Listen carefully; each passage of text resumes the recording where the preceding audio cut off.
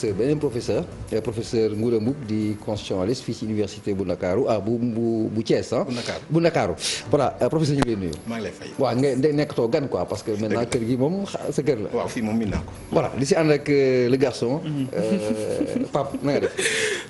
le grand maa ngi lay ziar Papis di nuyu bu baax kilifa gi ñu fi dalal tey di nuyu sénégalais ñi seetaan si biir réew mi ak si bitim réew di masawu ñi tëdd ci lalu hôpital yi Covid téye leen fa wala leneen téye leen fa di masawu bu baax ñi nga xam ñoo ñàkk seen i mbokk tam ci jamono yi ñuy dund.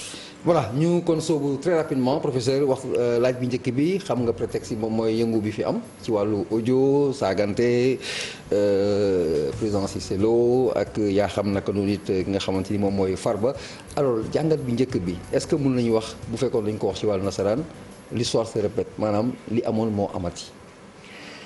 jërëjëf Fabis bon li amoon moo amaat mën naa ni waaw comme aussi mën naa ko interpréter neneen.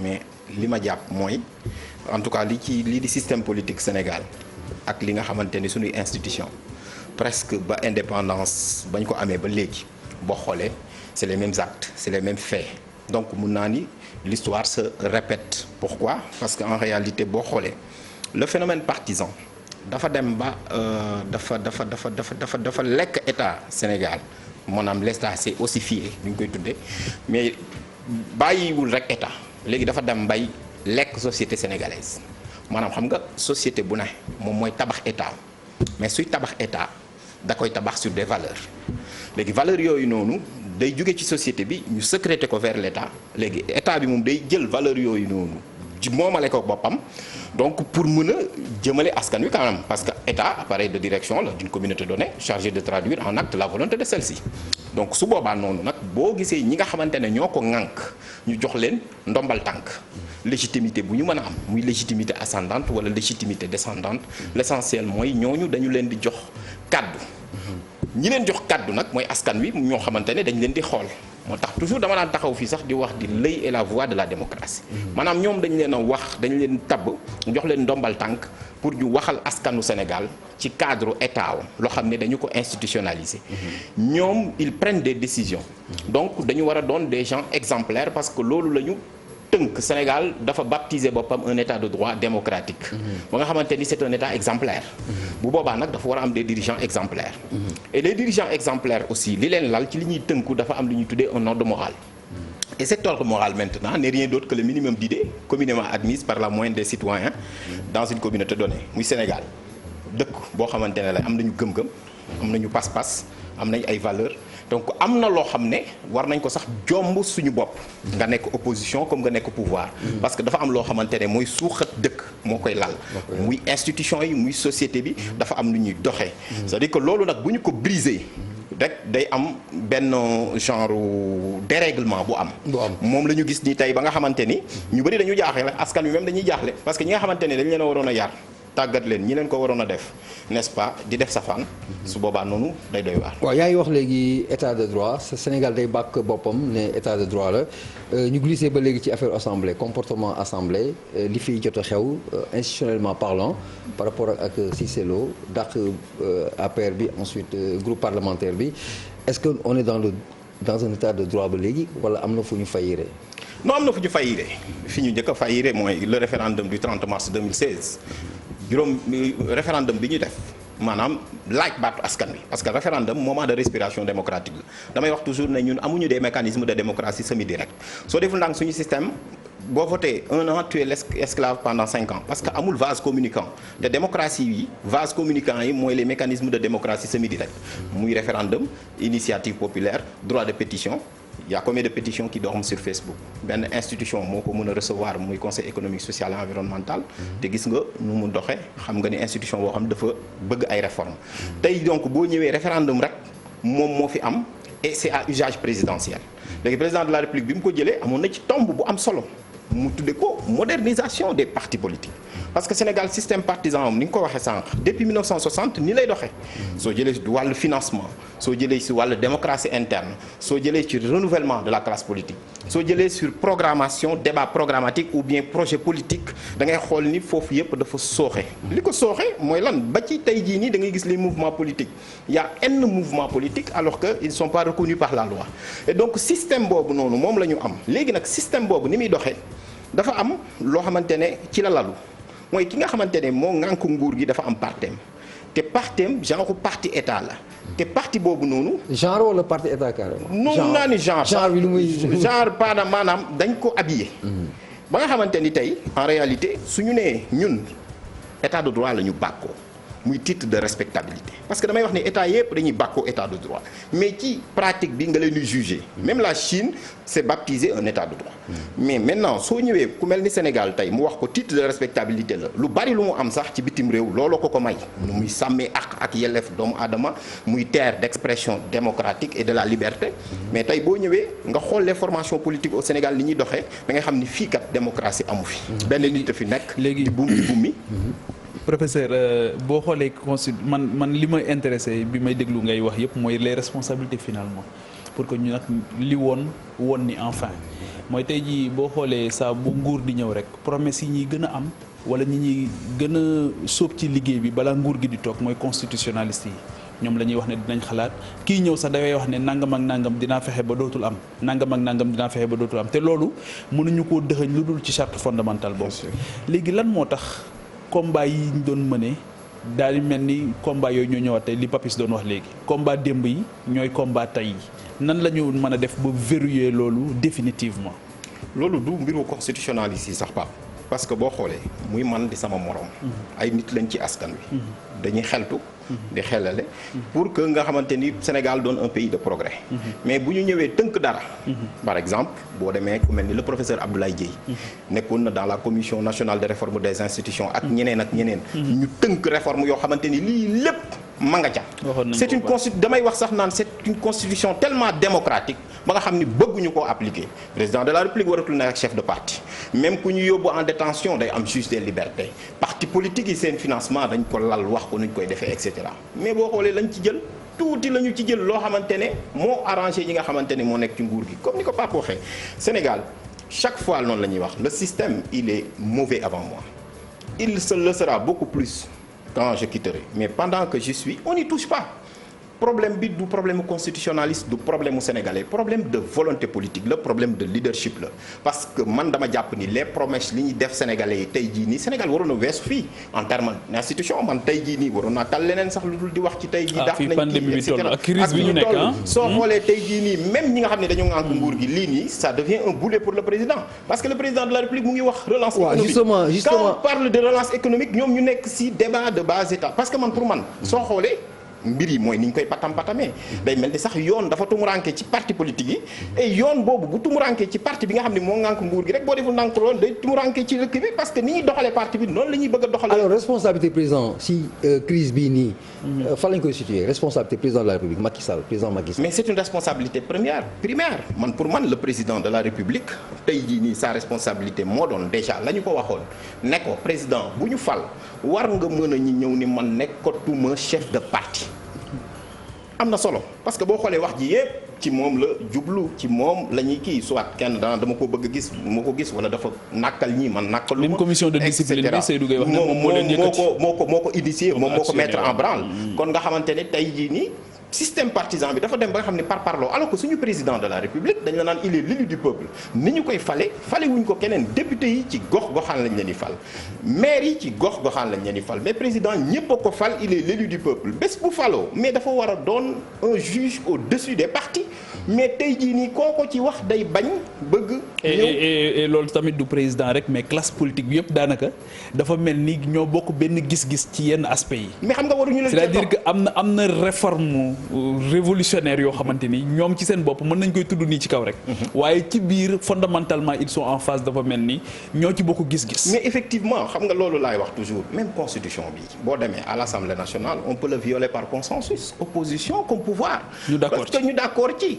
moo tax démocratie toujours dafa war a am des garde-fous loolu nag li ko indi mooy les tiers pouvoirs ne marchent pas soo xoolee les tiers pouvoirs c'est la presse lu mel ni CNRA tey jii nii waroon nañ ko gën a dooleel jox ko ay sañ-sañ li nga xamante ni mooy le citoyen wax naa la joxuñu ko benn mécanisme de démocratie semi-directe ñi nga xamante ni tey jii nii d'autres tiers pouvoirs mooy des pouvoirs yoo xamante ni ils sont tout dans la société mais rien dans la constitution te ñooñu bu ñu leen di jëmmalul tey jii nii les politiques dañuy accaparer wu n'est-ce pas le système soo xoolee moom lay wax toujours ne le système politique sénégalais dafa am nu mu bindoo Sénégal la classe politique vit sur elle-même et se reproduit sur elle-même. Et se reproduit alors professeur dama lay couper parce que dama bëggoon temps bi bariwul trop et je sais que li nga bëgg a wax bari na trop alors question moom mooy gis nañu ne enclenché nañu benn processus ou procédure. oui juridiquement yan aboutissement moo probable pour le cas de Cissé Lo à l'Assemblée. si maa ngi koy wax sax tey si suba ci Sud Quotidien ne leen xam nga parti politique bu ñuy xool rek dama naan leen. référendum 2016 day ñëwaat dañ leen yokkaatal dañu naan les partis politiques concours à wala loolu sas la ñu ngi leen di jox objectif ñu ngi leen di jox mission les partis politiques participent à dañu naan le concours à l'expression des suffrages concours à la formation des citoyens xam nga ñooñu dañu war a tàggat askan wi parce que parti politique dafay former des gouvernants parti politique dafay produire des programmes de société et de gouvernance mais tey jii li ñu enclenché nii boo xoolee nii c'est une question boo xamante ni à l'interne dans un parti politique boo xamante ni nii dafa commencer donc jël des relents institutionnels du ma ni crise de régime la mais du ma ni crise politique la aussi mais dinaa ni y a une crise n'est-ce pas des partis politiques dinaa ci ñëw parce que parti et coalition dinaa ci ñëw même la notion de coalition dinaa ci ñëw parce que j'ai même produit un papier sur ça qui doit sortir demain pour dire que les partis politiques sont en crise et il faut ñu régler ko parce que tant que laalul parti bi nekk wala coalition bi nekk ci nguur gi ñun duñu ko xam léegi tey jii procédure bi ñu enclenché ñoom su leen neexee seen conseil de discipline ñu dàq nit waaye conseil de discipline ay charte ko laal même charte yooyu suñ ko bindul fenn muy les principes généraux du droit man dama jàpp ni kenn warut a ànd ci ay saaga ak nit ku mu mënti doon. mais fi may bëgg a ñëw mooy conseil de discipline. conseil de discipline du parti politique yépp Sénégal boo xoolee c'est des conseils arbitraires. ni ñuy dàq nit du jaar yoon. parce que toujours les règles procédurales les plus élémentaires.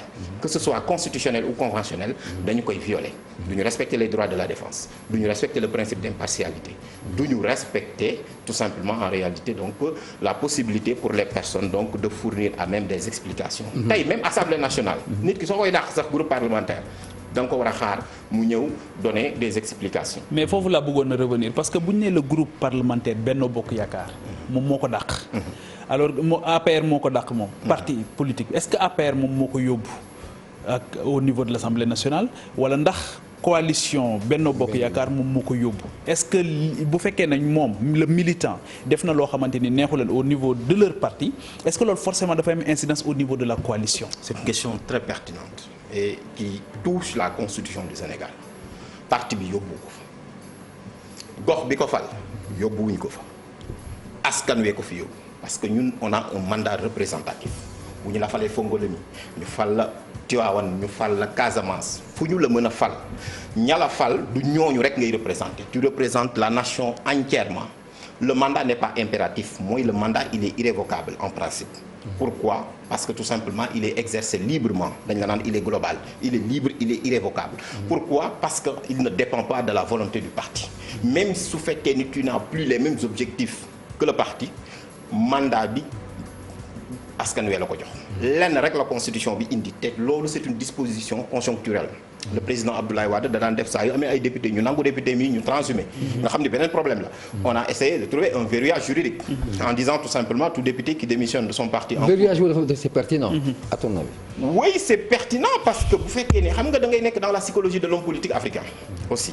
parce que loi comme ni ko Pape doon waxee contexte la ak société toujours da nga koy jël par rapport ak nit ñi ni ñuy doxalee ak par rapport ak société bu méngool mais dañu jàppoon ni ñi nga xam ne dañu fi jaar ñëpp doon fi ay opposants de renom dañu daan vider de sa substance le suffrage universel ba mu dem ba nekk en crise maanaam yow da ngay ñëw tàbb député bi mu def fa ñaari fan dem wuy ñële alors que ki ko fal bëggul mu wuy ñee da ko fal pour mu opposer wu xam nga loolu donc c'était pour que le suffrage universel mais verrouillage bi aussi indi na leen lu gën a graaw mooy un allié dans l'opposition waaw waa ji du mën a génn.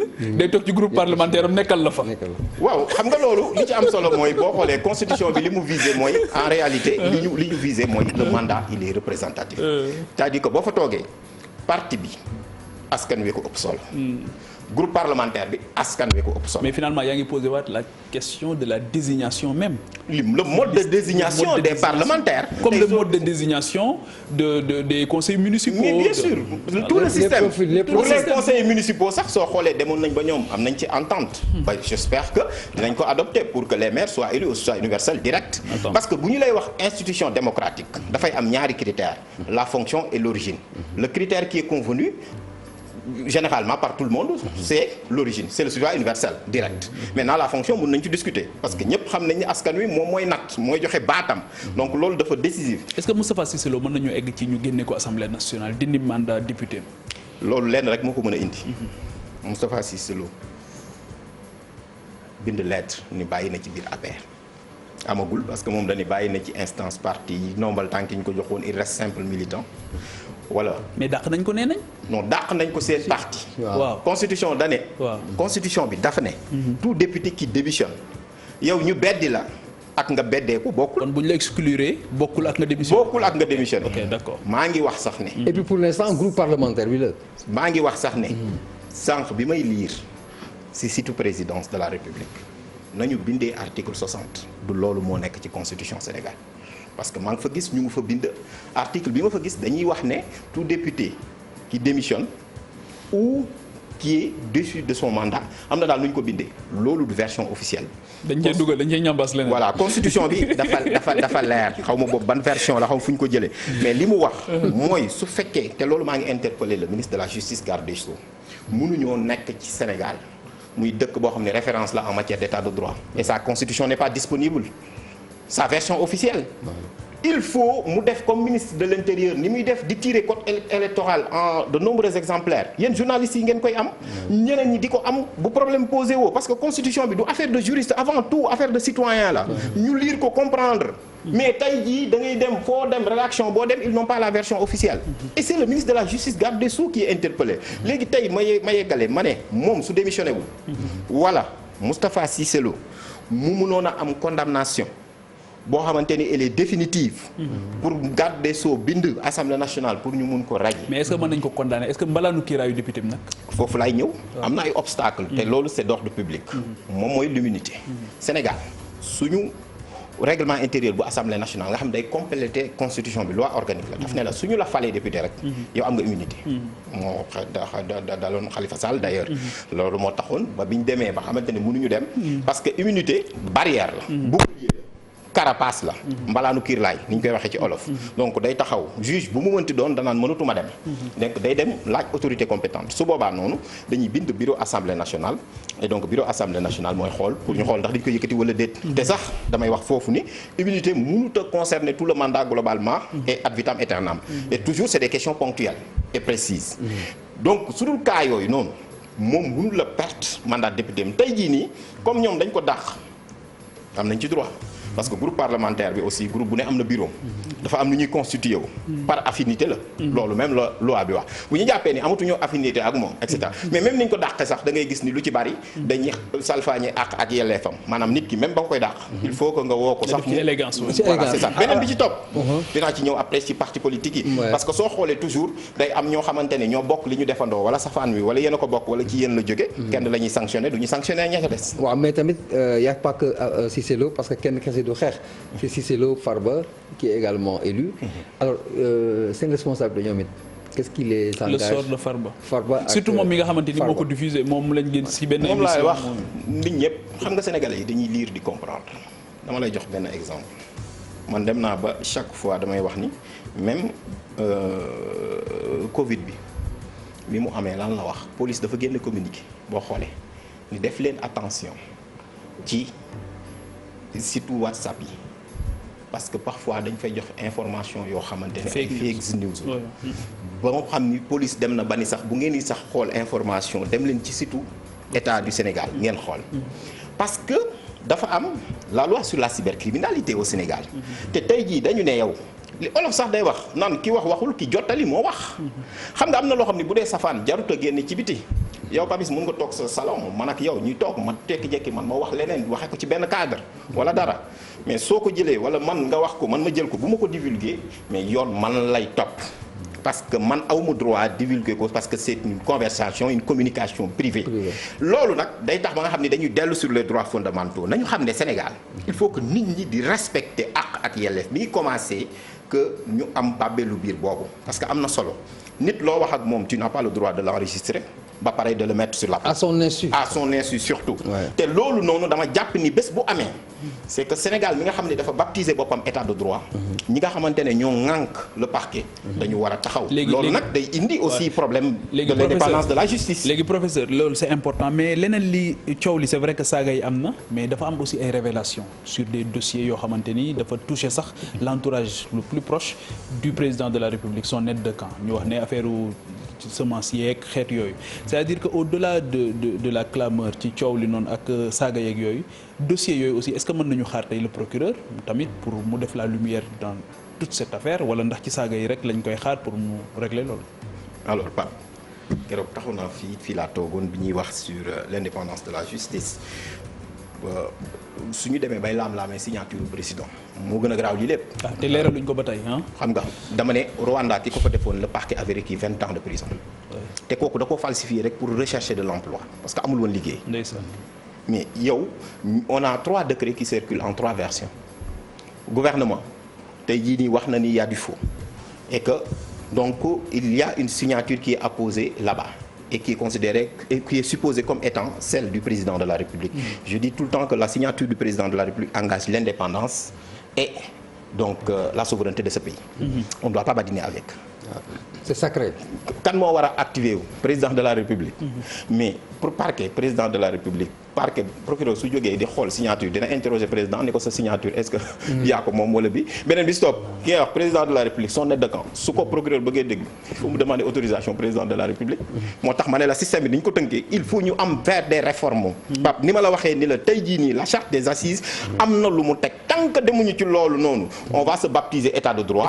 mais c'est un état de droit boo xamante ni nii dafa sàtt. professeur rapidement très rapidement ñu génn ci assemblée ñu aussi li nga xamante ni moom moo am ni succession président bi est-ce que tout ça du ay conséquences su éventuelles dauphinat ak succession président moom mooy multiplié par différentes formes chaque jour nga gis benn quelque chose qui a trait à ça au fond. li ko njëkk a indi xam nga dama naan toujours fii lu bari bind dañ ko. même suñu toppee même juristes yi suñu leen attaqué lu ne suñu doyen. suñu maître sax. le professeur El Hadj Mbodj oui le professeur El Hadj Mbodj il a écrit sur le dauphinat. mais tey jii nii président de la République. réforme bi mu njëkk a def rek supprimer poste premier ministre moo lay wan ni la le système donc tey jii nii y a des problèmes de succession parce que li ñu def suñu constitution moom moo ko ci def moom moo ni ñaari mandat nga am droit te bu ñu lay succéder tey jii nii bu ñu lay de façon démocratique lañ la war a succéder constitution Sénégal moo ko wax mais tey président de la République tey jii nii da ngay xam ni il a des difficultés dans son parti et maintenant soo xoolee le choc des ambitions aura lieu malheureusement temps bi rattrapé nañu Pape Djibi donc la ñuy dem publicité laata Cheikh Diop jërëjëf Cheikh Diop ci faram-fàcce xibaar yi alors professeur Pierre Da Silva bu ngay napp quoi mu naan 2 minutes la ñu am alors ñaari question benn bi ci renouveau des partis politiques parce que problème bi ci biir parti la xewee ba yegg fii mais sànq ñu doon waxtaan dafa mel ni da nga ñu brosser sans dugg ci légalité ak légitimité li am est-ce que mën nga ñu ko faram-fàcceel aujourd'hui. bien sûr et puis très rapidement parce que légalité mooy lan parti politique dafa tegu ci yoon Sénégal état de droit la. c'est-à-dire que un député bu ñu koy dàq duñ mënuñu ko dàq noonu dafa am mbalaanu kiiraay dafa am loo xamante ne daf ko yelloo député bi moomul fonction bi li ñu ko jox askan wi ko jox dañu ni moom su jëlee ci li nga xamante ne moom mbiram la mu ni man bàyyi naa ci parti bi génn naa ci beddi naa sama bopp waaye ñoom dañ ko bëgg a sempi loolu nag man nee naa ni loolu méngoowul ak constitution bi li mu wax beneen bi ci topp nag mooy légitimité dama jàpp ni y a une crise de légitimité au Sénégal parce que cette crise de légitimité au Sénégal maintenant elle est apparente elle est latente elle est apparente mooy li ñu gis nii li ñu gis nii mais elle est latente mooy la crise du suffrage universel parce que day ñëwaat parce que sénégalais yi bi ñuy voté ñoom séntuwuñu woon lii ñu leen di servir ay saaga wala ñu leen di servir ay nit yoo xam ne ñi ngi jote ci biir parti dañu bëgg ñoo xamante ne en réalité comme ni ko ñenn doon waxee soit su fekkee des sénégalais am na yuy souffrir on va abréger leur souffrance et les mettre dans le confort am na ñoo xamante ne aussi ils ont besoin quand même d'un cadre de vie agréable pour vivre dignement beneen bi ci topp nag mooy en termes de légitimité dama jàpp ne le président de la République il est interpellé directement parce que non seulement il doit mettre de l'ordre dans son parti politique mais il doit faire de telle sorte que la démocratie et l'état de droit soient respectés dans ce pays. Alors en 2-3 phrases avenir du parti politique au Sénégal c'est quoi? Alors c'est un avenir pour moi sombre parce que je parle de l'improbable renouveau des partis politiques pour la bonne et simple raison que les partis politiques du Sénégal fonctionnent à l'état, n'est-ce pas, stationnaire. Les partis politiques ne se renouvellent pas, la classe politique ne se renouvelle pas et les partis politiques n'ont quasiment pas de projet de société. Ce qui fait que tout simplement en réalité donc je parle de l'improbable renouveau des partis politiques. Si nous voulons avoir un système partisan performant qui est aligné sur une démocratie performante et un état de droit de qualité, il faudrait tout simplement réformer nos partis politiques et réformer le système politique institutionnel et étatique. Professeur Ngouda Mboup ci université Cheikh Anta Diop bu Ndakaaru di constitutionnaliste nekkoon sunu gan ci première partie